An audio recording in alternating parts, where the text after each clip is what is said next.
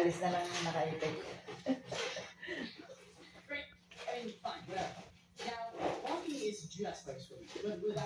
Tapos na kaya, Seb?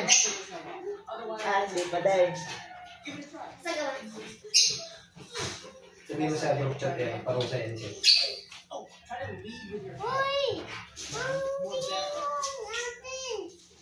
Bawal tumingin si ate? Ate, huwag ka muna daw! Baka tama din ang aking... Kukunin ko na itong ano. Yung...